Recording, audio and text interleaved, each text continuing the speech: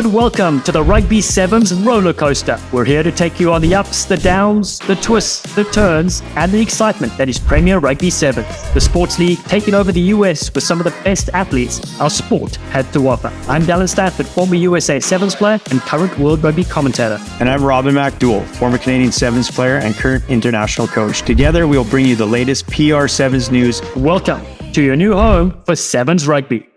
What a thrill to be here talking all things Sevens, the most colourful game on the planet. Robin, we now have two podcasts together, the Rugby Hive and now the Rugby Rollercoaster. Great to have you here despite your fear of heights. Yeah, I'm so fired up. Nothing I love more than Sevens, and this new league exploding across North America has been a blast. And we themed it Rollercoaster because Sevens is like a roller coaster, literally for all the athletes on the field with 7-on-7, a full-size field. For the coaches holding their heart on the sideline, and obviously for the fans at the stands, it's the most exciting game in the world. It really is. And both you and I know the Premier Sevens so well. Since inception, you've been coaching the women's loonies, myself on the broadcasting side. So what can our listeners and viewers expect from this new podcast? Well, the format, pretty simple. We'll briefly spotlight the World Rugby Sevens series. Then we'll showcase the PR Sevens here in North America. We'll connect with the key people at the Premier Rugby Sevens organization. Plus, each episode, we'll chat with some of the brilliant players and coaches. Episode 1, we start with a bang, of course. Olympians Naya Tapper and Perry Baker will join us shortly.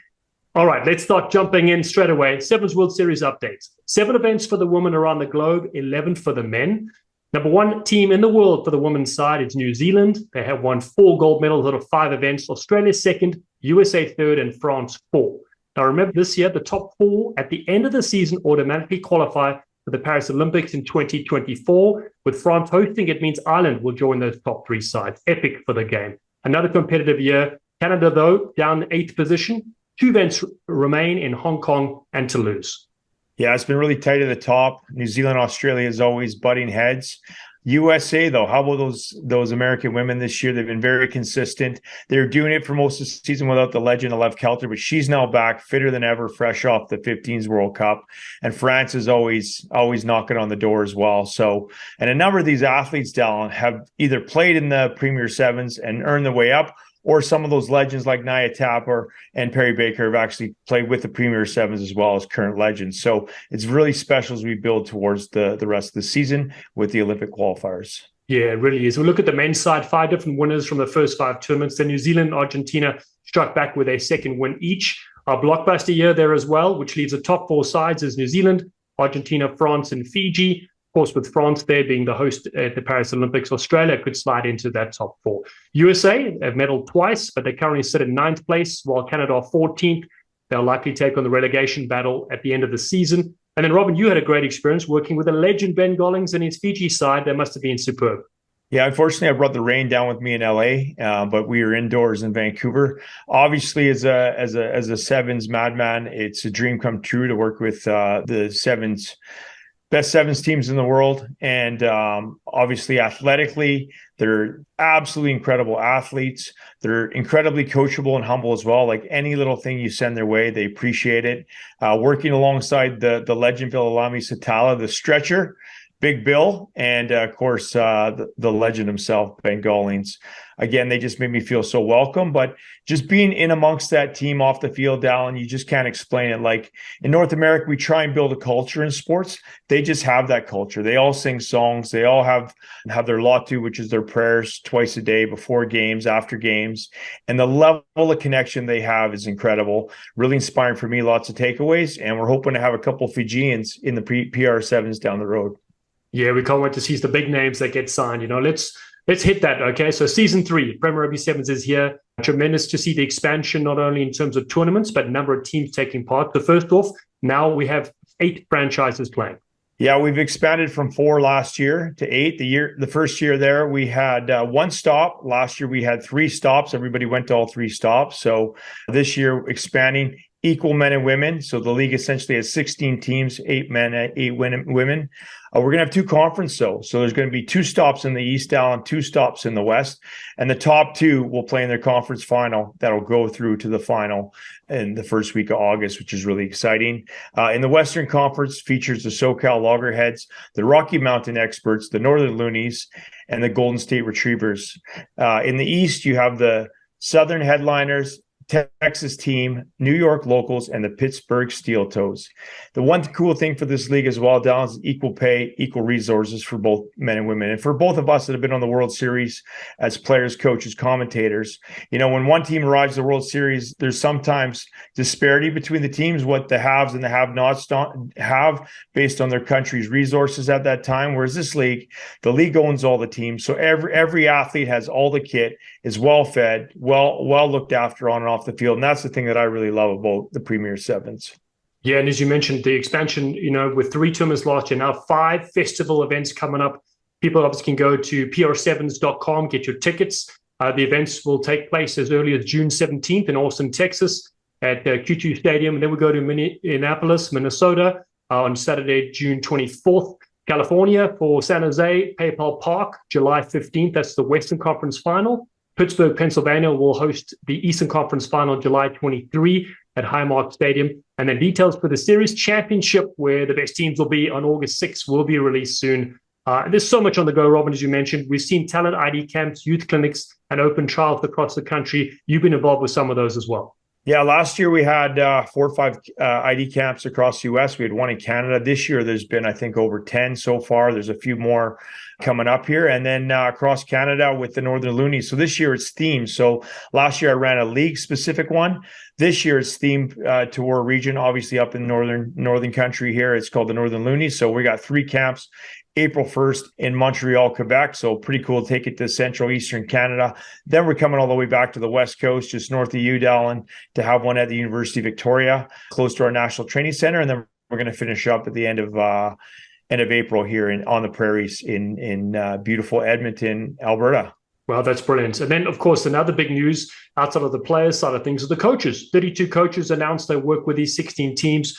Former internationals from 6 different countries, Olympians. The King of Sevens was Sally Serevi. It's fantastic, I think, to have such a diverse group of people coaching and bringing that IQ back to the game to develop rugby here in North America.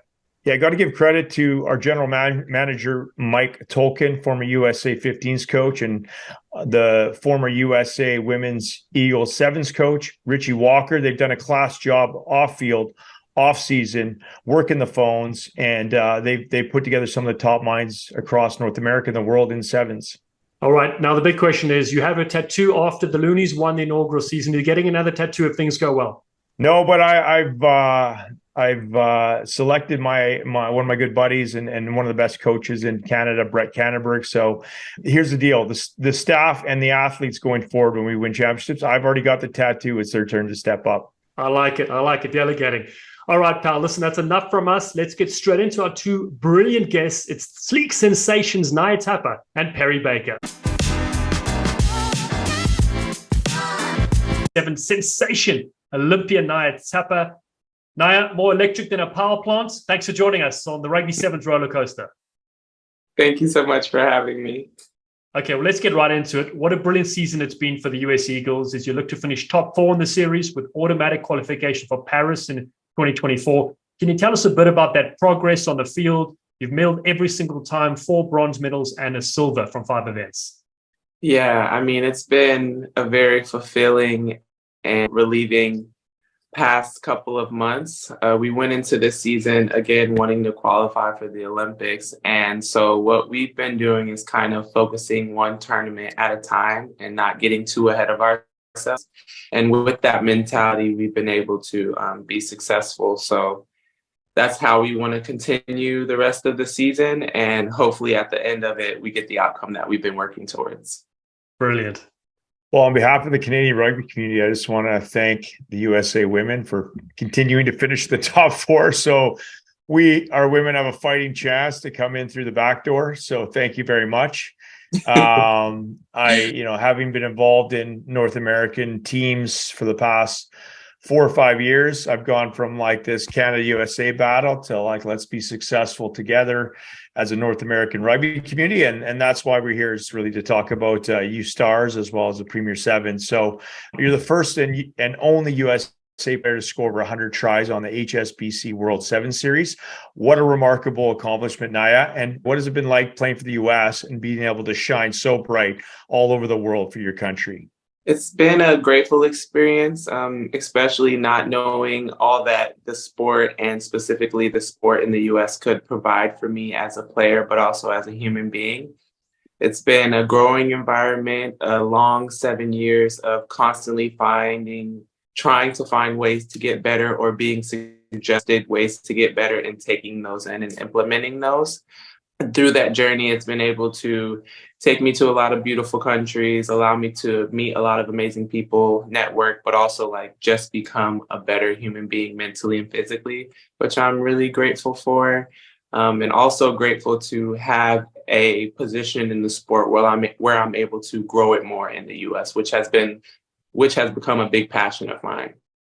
Yeah, you've done a brilliant job with that over the years. Let's rewind it back. Let's go back to your first international try. Can you remember the moment? Can you take us through it when you scored? What was going through your mind? So my first international tour was in Sao Paulo, Brazil in 2016. And leading up to the first game I was able to play in, I hadn't played much throughout that tour. And so as games went on and I still hadn't played yet, the anxiety started to build up of like, when am I going to go in? The nervousness started to build up of, if I do go in, am I going to do good? Because I was still in a position where I was still trying to prove to my teammates and to the coaching staff that I belonged there in a sense. The first game that I was brought into was against Spain, and it was kind of towards the end of the tournament. The weather wasn't that great, and I'm just like, okay, this does not sound like the buildup that I was looking for, but I took it as it was and made the best out of it and ended up scoring my first touch of the ball, which was really like emotional and like a kind of stamp in the rugby world of, hey, I belong here. I'm not just this fast player, like I'm an actual rugby player. And I received a lot of acceptance in that moment after that try from my teammates, which I think was the most important thing for me. Because at the end of the day, yes, you have the coaches and the staff, but on the field, it's just you and your teammates. And so that was a really special moment for me and probably one of the moments that I've been very emotional outwardly. And so I like to tap into that moment every now and then when I do seem to be getting a little bit too hard or not enjoying the game as much as I should be. So that was a special moment for me. Well, there's nothing pretty about being a champion, as we know, in behind the scenes, or nothing easy about the World Series. So I can relate to that. What advice did you receive at that time from a coach or mentor or teammate, which really helped you at that point in your life? From my sports psychologist, I think the biggest advice or learnings that I got from him was to focus on the things that I can control and let go of the things that I can't. And in sevens, it's very unpredictable. You're on a team where there's 12 other players on tour. And at the end of the day, all you can control is yourself as an individual and hope that it seeps into others in a positive manner. So that's kind of how I've been going about life and going about the rugby world in order to keep a cool head and perform how I need to in order to have the success that we want. Yeah, great advice indeed. And you mentioned about traveling around and seeing new cultures and people. What would be, your favorite country you visited through rugby and why? I want to say it would either be Australia or Dubai. Australia, because it's very similar to Cali in terms of the weather, the chill vibes, the beach vibes, and the stadium is always packed and has a good rugby environment there. And very similar with Dubai, it's a different type of culture. It's a different experience, which I'm always looking forward to. And rugby is huge out there. In my opinion, it's one of the most packed rugby tournaments on the series. So that's a reason why that's one of my favorites as well. And over the years, who's the most famous person you've met? Let me think about this. Not on tour, but at the Olympics, we were able to meet some of the NBA and WNBA players. And so I was able to meet or like just be around like Sue Bird. And I was actually able to have a conversation with Kevin Durant, which was really cool. And mind you, I'm not a big sports watcher. I'm not a big basketball fan, but I know the caliber of those athletes and how much hard work they put in to be here, especially with all that media attention, how hard that can be. So I admire them for that stuff. So it was really cool to meet those players. Oh, that's awesome. Now let's go right back to the beginning. How and when did you get into rugby? So I got into rugby my first year of college. They had a club team, and I kind of started missing the competitive side of sports after I decided to stop running track and field. And so I thought that doing rugby would be something fun, not too time consuming, and would allow me to make friends. And so that's how I ended up getting onto the team. They had a tryout, and in club sports, a lot of the times, as long as you go and try out, you'll make the team. So I did make the team, and kind of from there, my love and success in the sport grew. Well, I bet you carved it up as well. You're being very modest now. First touch, you scored on the international stage. I bet you rounded a few park cars in the day there. Yeah, I did have a lot of success. Mainly, I want to credit it to my track and field background. Being as fast as I am at the size as I am gave me some physical advantages in college and even now today. How gassed were you when you scored your first try? I don't even remember. I feel like back then I had a lot more energy because I was mainly playing 15. So it's a lot less running. All they told me to do was don't go into the middle of the field, stay on the outside, wait for the ball to come, and then just run. And so back then, when I didn't really know what I was doing, it seemed easier. I was younger, so I had a little more metabolism in me. Now with sevens, it's a lot more space. The girls are faster. The girls are bigger. And I'm involved a lot more in the totality of the game. So it's a lot more tiring than back then. I probably was just running tries like it was nothing back then. Well, you still are, from what I can see. Just as well, just living that tour life. Any embarrassing stories? What are some good stories from you on tour and good memories of some funny Naya bloopers? One night we were in, I want to say, Kitakyushu, Japan. And we, on the last night, went and did karaoke. And I can't remember what song I sung, but there's definitely a video of it that everybody definitely had a good time videotaping and bringing up over the past 5 years. So that was probably one of the experiences where it wasn't embarrassing to me, but maybe for somebody else it would have. But that was like one of the fun moments that I'll never forget. If it's embarrassing, I probably try to put it in the back of my head, but I don't get embarrassed too often. So yeah, we'll try get that tape. What song was it, may we ask? Did you sing? Where it goes, yeah, say you can't remember. What is that song? Classic. I don't know any titles, but the lyrics. I know that. I know the lyrics. Yeah, disco. Yeah. Okay, switching gears, let's go to the inaugural Premier Rugby Sevens event, Memphis, Tennessee, back in 2021. What was your experience like playing and being a part of that event? Coming from an environment where it was kind of your job and there's stress around that, there's performance expectancies around that. It's a tough environment to be in.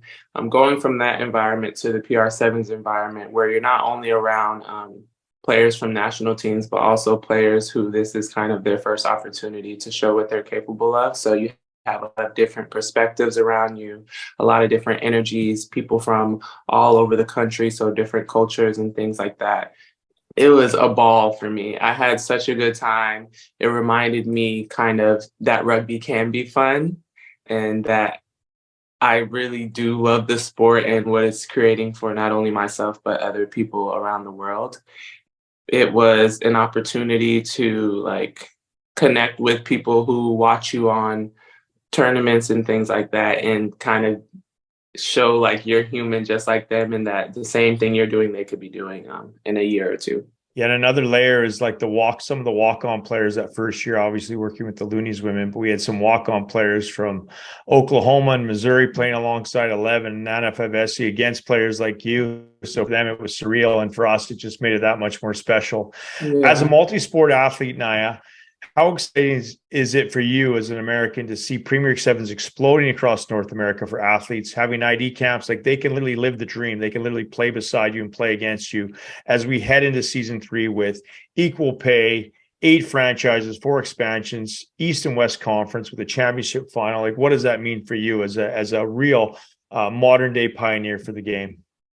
It's showing that the sport is growing, which again was a passion of mine. So to see it being brought into fruition and being done so well and giving so many opportunities, not only for professional athletes to have other outlets to be able to play and make money, but also for the up and coming to be able to have those same opportunities, for it to be equal across the board in terms of pay for men and women. I think PR Sevens is just doing incredible things and taking large steps in order to make rugby one of the namesake sports in the US, similar to basketball, volleyball, soccer. So I'm very grateful that you guys are putting this together and continually making it better and better each year. Well, we're grateful to have players like yourself, to carry it forward. And we want to give you an opportunity as well on the pod here. Anything you want to promote? I know you've got a busy background there with all the great rugby memorabilia, but how can folks stay connected with you as well? So the ladies and the men are getting ready to head to Hong Kong. So any support we can get in terms of tuning into that and cheering us on from afar, Peacock TV is much appreciated. A lot of us will put up game time, so just keep an eye out for that on our social media platforms.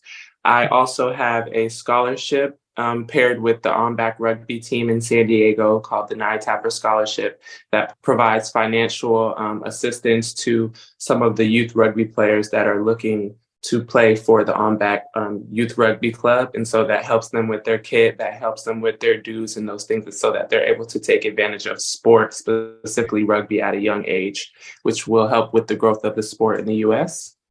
And so if you head to my Instagram and go to my link tree, you can donate to that to be able to assist in helping those youth out with that. And then I also have my Naya on Fire merch. I don't know if you can see it. Yes, we can. Yeah, I have that in my link tree as well at my website, where you can purchase on my Instagram, on my Facebook, and also on the website, any Naya on Fire merch of your liking. Amazing. I'll bring my Naya on Fire kit to Hong Kong. We'll see you there. I need to get an autograph there. Naya, thanks so much for your time, for joining us, for everything you do. Really, it's remarkable. No problem. Thank you so much. I appreciate you guys. USA Sevens sensation Olympian Perry Baker, known as the Speed Stick. Bakes, you've got more steps in the Great Wall of China. Thanks for joining the Rugby Sevens Rollercoaster. My man. Thanks for having me, man. I love when you commentate, man. It's never a miss. Oh, I appreciate that, my friend. And listen, the one thing I forgot to mention when commentating is that you and I actually played together probably a decade ago. We won the Cancun Sevens in Mexico with Tiger Rugby. And Bakes, I'll never forget it. I'd only met you for one time. You were electric. Basically, we would do what we could to get through. We couldn't get through. We'd dish it off to you. 95-meter run, you'd score every time. It was electric. It was fun playing with you, man. I couldn't wait because I heard so much about you. Paul had pumped you up so much. And I saw the skills. I'm like, okay, so this is what it takes to play at the next level. Got to have some type of skill, be savvy. Perry, was he wearing the gloves, though? Did he have the gloves on? He did. He actually did have the gloves on. He actually this did. Guys, cut this. I'm going to delete this recording. You shocked. All right, Bakes, let's get right into it. I want to say personally and obviously on the world stage, congratulations. 250 tries on the World Series. Unbelievable feat. Third highest try score of all time. Let's take you back. 2014, your debut Gold Coast Sevens. Talk a bit about that journey from that first try you scored all the way through to your 250th. What comes to mind, buddy?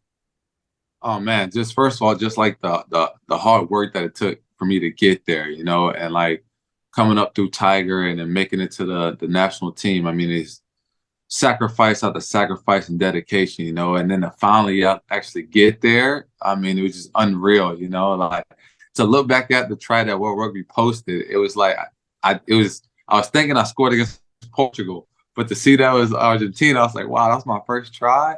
And I was like, man, like think about how long ago that was and being in Gold Coast, man. It was just unreal, man, to just be there with my boys who was there from the beginning with me, So, and then to like fast forward now to where we are now, like it's amazing, man, to have that many tries on this World Series. Like it didn't hit me until after the fact. Like, wow, 250? Like, man, that's a lot of tries on this World Series. Like just being able to compete to put up that many tries against a series that changes so much and is so powerful. So it's just a blessing, man. It's just hats off to my teammates and my coaches for putting me in these situations to be able to score. Yeah, well, listen, Robin and I are still about 245 tries shy of that mark that you got to. So we got a bit of time left. It's probably easier for us to remember our tries than you, unfortunately. Yeah, massive congratulations, Perry. And obviously, you got a lot to look back on. But what are your all-time favorite try over the years, or what few special tries that mean most to you? So one of them that sticks out the most is the one that tied up the game against New Zealand. I want to say in Dubai, because that was our first time ever beating New Zealand. Madison hit a great corner kick to actually win, but that was our first time ever beating New Zealand. That was the only team on the circuit that USA had never beat before. So to do that, to like have that try to like give us that go ahead to win was amazing. And then the other one that stands out big to me was when I scored my 200th try, and that was in LA. I would never forget it, man. It was just like I'm running down the sideline, and my friends and my family, my wife and kids, everyone's on that sideline as I'm going into the try line. So that was really sweet, man. Perry, and listen, you've avoided this next question like Homer Simpson does to a salad. In a 100-meter race on the field with cleats on, in the full 100 meters, would you have beaten Carl Niles at any point in your career?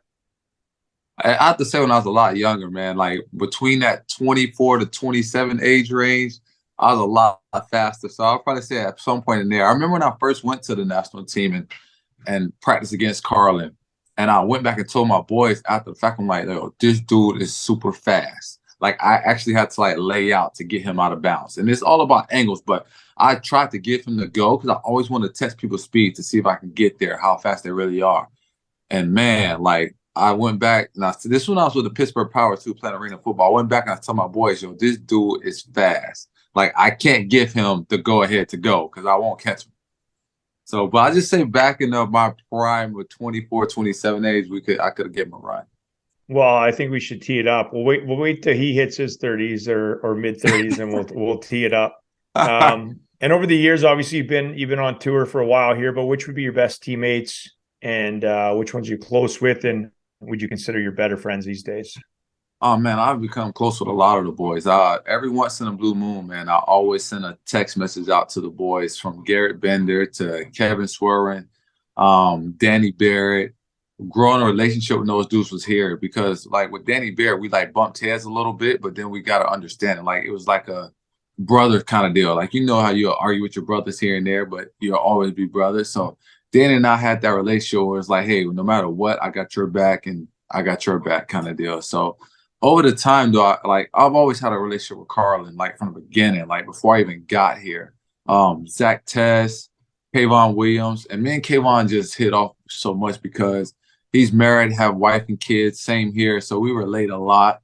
And just for him, like the journey that he took to get to the national team. So quite a few boys I'm kind of close with that I chat to here and there randomly. And Danny Barrett, I remember him smashing the guitar at the Memphis tournament for the PR Sevens. The guy is super energy, you know. Okay, advice that you received from a coach or mentor that helped you at some point in your career. I will go.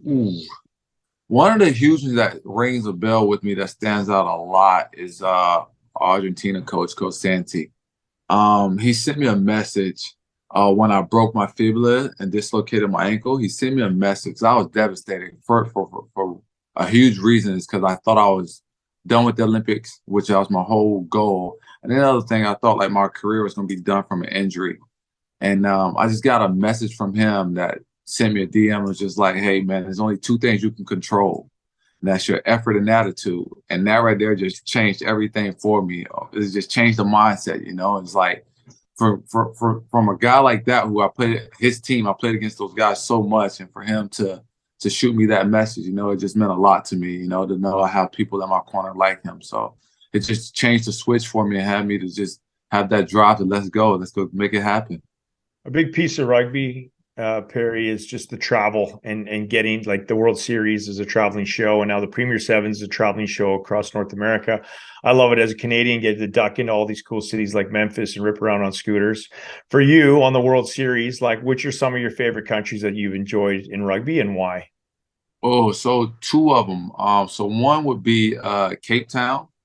I love Cape Town. It's so beautiful, so much to do. It's just so like laid back, and I just love everything about Cape Town. Like, you want to go do something, you can go on top of the mountain. If you want to go to the beach, you can go to the beach. There's so many different beaches to see. The food's good. I just love everything about Cape Town. Like, The other one will be Hong Kong. I just love the atmosphere playing in Hong Kong and so many shops and stuff to do around. I just like being in different cultures around the world, and those two stand out huge to me. Now, this is a tough question. Who's the most famous person you met outside of Dallen, Stanford? Ooh, that's a tough one there. Most famous person I've met, I say Terrell Owens. And I say Terrell Owens for the simple fact when I was coming through college, like he was somebody that I idolized a lot. Like I wanted to mold my game around him, Chad Ochocinco, Deshaun Jackson.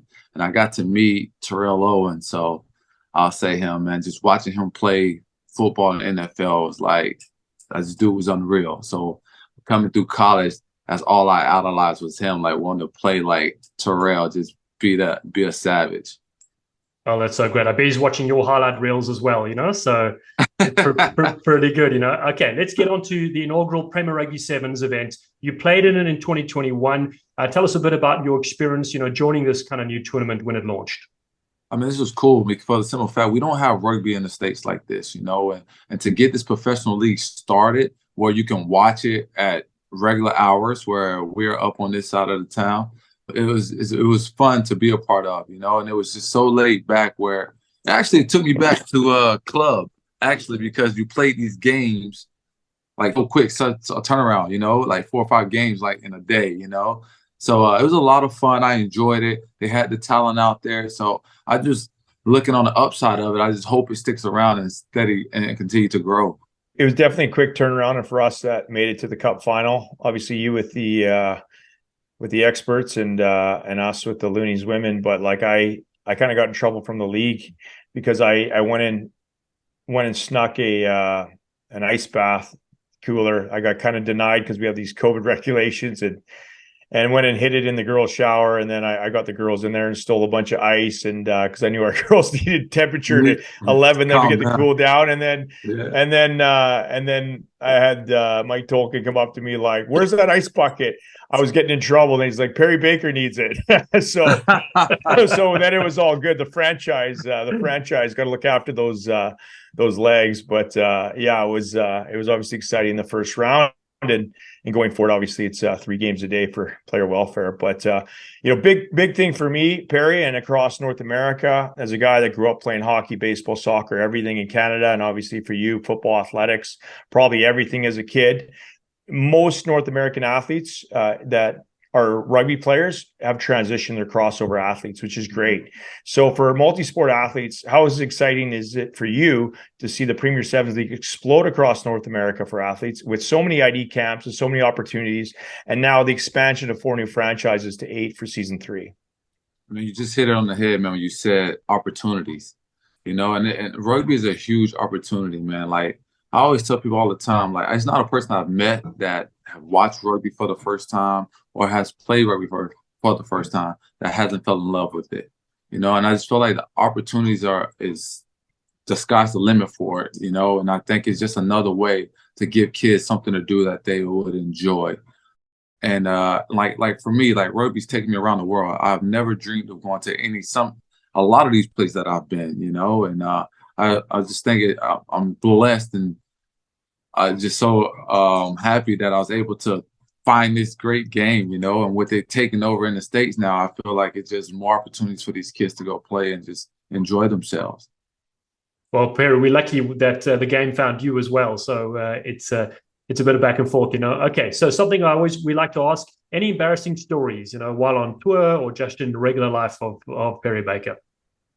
Well, on tour, I'm pretty sure someone could come up with something for me, but I'll say one of them was when I got a motorcycle. I want to say back in 2017, maybe I bought a motorcycle, and I was leaving at the time my girlfriend's house. I was leaving her house, and it was kind of raining outside. I was like wanted to do like a little pop wheelie, like a speed bump, and I let the clutch go and give it a little gas. And next thing you know, I fishtailing and boom, sliding down the road. Here I am.